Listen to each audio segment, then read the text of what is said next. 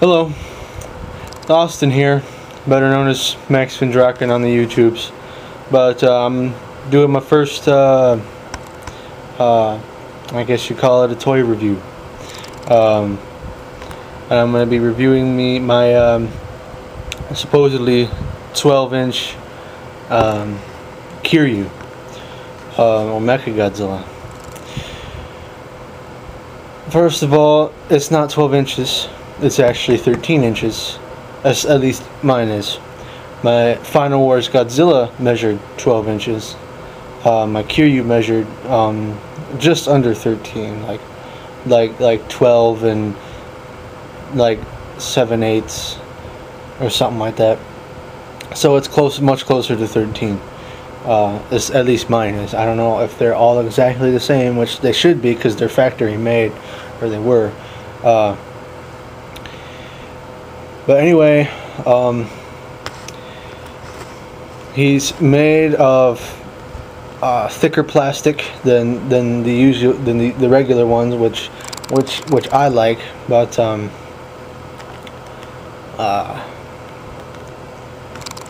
don't know. It gives him more durability. But if all you're gonna do is put him on a shelf, then what's really the use of durability? But you know, I make the Brothers G, and you know, sometimes I might drop it, or something might happen to it. You know, I don't know. So thicker plastic, just let you know that's out there. It has thicker plastic. But anyway, very limited maneuverability. It can only move its tail, okay, its head,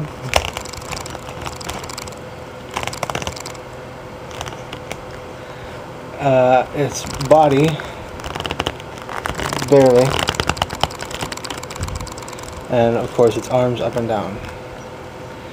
I know they make them now. They're called superposable figures, and they make them with Godzilla figures and Gamera figures, where you can move every joint on the body, including mouth and even eyes and stuff like that. Superposable. I've seen them like for 40 or 50 bucks on Amazon, so they're quite expensive, more expensive than something like this would be. But I wouldn't really want something that intricate. I'd at least like elbow movement. You know, the legs don't move. That pissed me off. I hate stuff like this. Like, I don't know how good you can see it, but it's definitely two different pieces that are put together. You know, but you can't move it there. I wouldn't really care about moving it there, but it just brings something false to the figure, that you think you'd be able to move it there, or do something interactive with that part, and it just doesn't happen.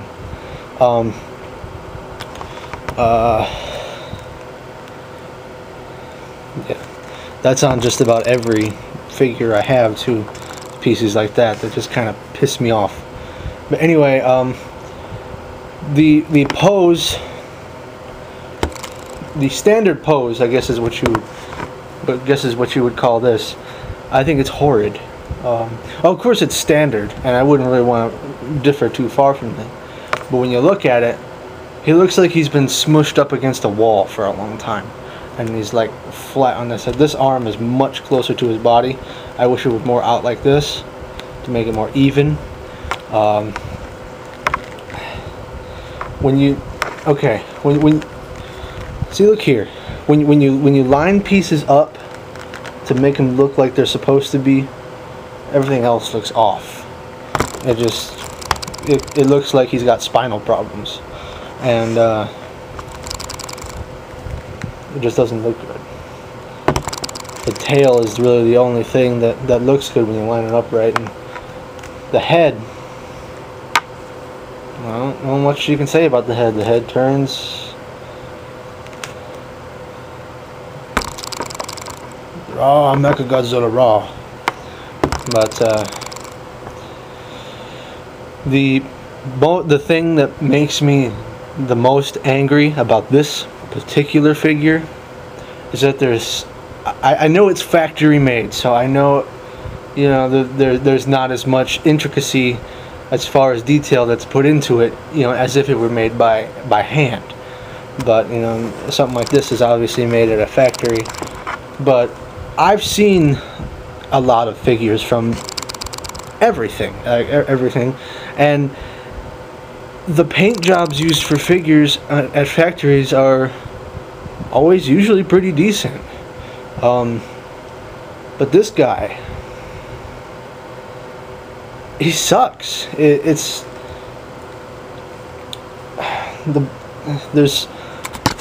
shit all over him that just doesn't look good. It's hard to see, but there's paint bleeding everywhere, especially off the silver parts, and on the neck and stuff. You can see it bleeding onto the black. You know, the mouth is done horribly. MechaGodzilla did not have black teeth. See, there's a big bleed right there. You know, and then there's a lot of parts on here that, you know, according to the detail of the original MechaGodzilla, according to the one from the movie, that aren't there. Like there's black parts, like here. The little things inside the vent here are supposed to be black. The inside of the vent is supposed to be black. There's just so much detail that's missing, and so much detail that just didn't seem anybody seemed to care about when they were making it. Just like, oh, ship it out and then sell it for $20. And I got it, and I got it, and of course I'm happy with it. I mean, I'd rather have it than not have it, but there was just so much more they could do with it, and that's Bandai really killed it for me when I'm getting figures from them and they don't really do much. They just, you know, they're just there. And especially when legs, like when you pose legs on stuff, you can't really pose them any more than one way, otherwise it doesn't stand or it doesn't look good or anything like that. And that's what kills it for most of the figures for me. Alright, that's my 12 to 13 inch Kiryu or MechaGodzilla review. There you go.